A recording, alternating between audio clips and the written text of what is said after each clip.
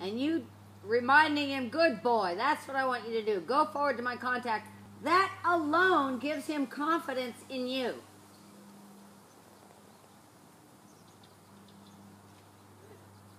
Now pay attention, when you're on a curve, your inside seat bone can have weight, but you can't have both seat bones have weight when you're on a curve.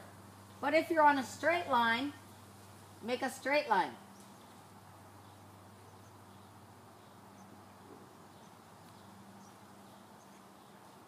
If you're on a straight line, you can have even seat bones. And as long as you have even seat bones and you can swoosh him out from your leg, he will stretch out. And that's the feeling you want him to have. He reaches into your hand. Okay. So my first priority is go. My second priority is turn, because I have not yet found an arena big enough where I don't have to turn. So when we think about turn, you're going to, as you're turning your head and your shoulders, that puts weight on your inside seat bone. We just played around with going straight and turning, and we realized, oh yeah, when I'm turning, I can have an inside seat bone and an outside butt. And when I'm straight, I can have two seat bones. In addition, then we talk about the ABCs in bending, which is just your seat bone or your inside calf being long in the heel and maybe bumping against him, and your inside range should cause him to start to look a little to the inside and to bend to the inside. The second part is that your gravity to the outside stirrup and maintaining the outside rein contact, that invites him to start to make the circle a little bit bigger. And the third part, is when he starts to make that frame bigger, like right here, you add your outside leg to remind him to go forward to the outside rein contact.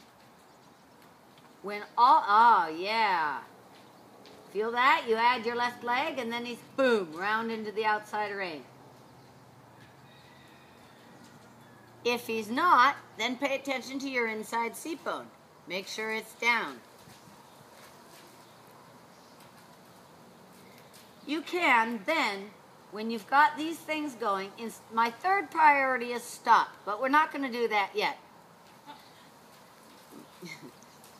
We're going to play a little bit with this idea of bending and straight.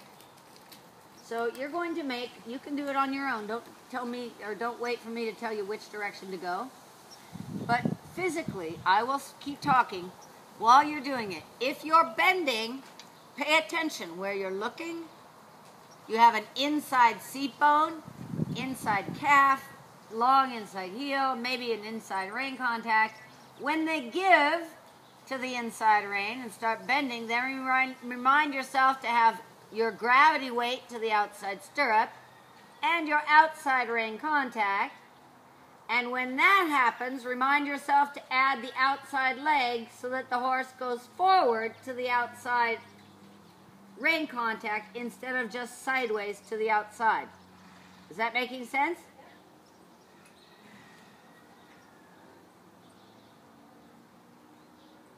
Very good.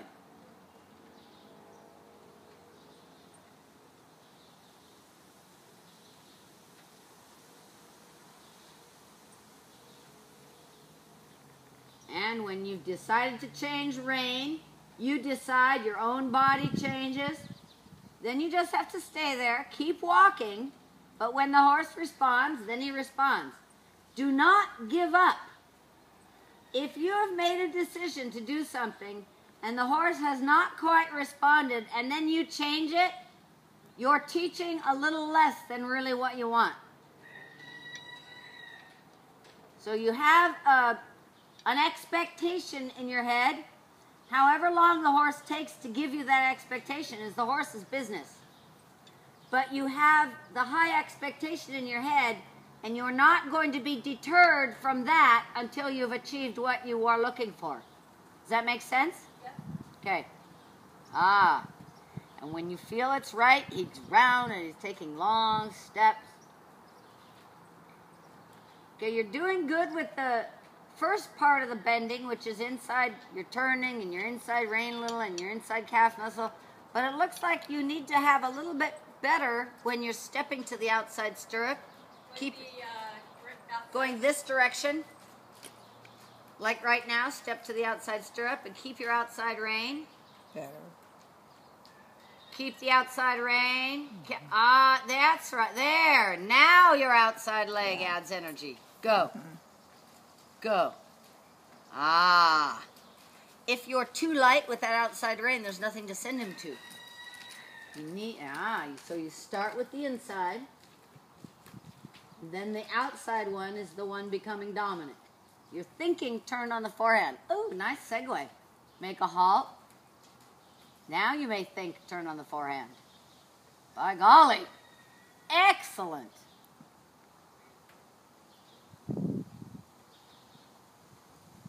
How come you're wiggling still?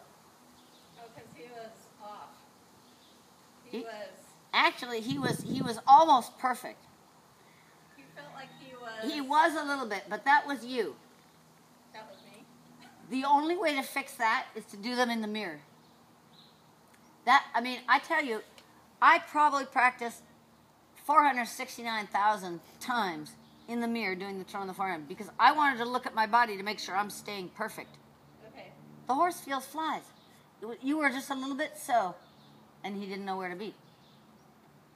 So, we'll eventually go down there. Okay. When you're ready, walk on.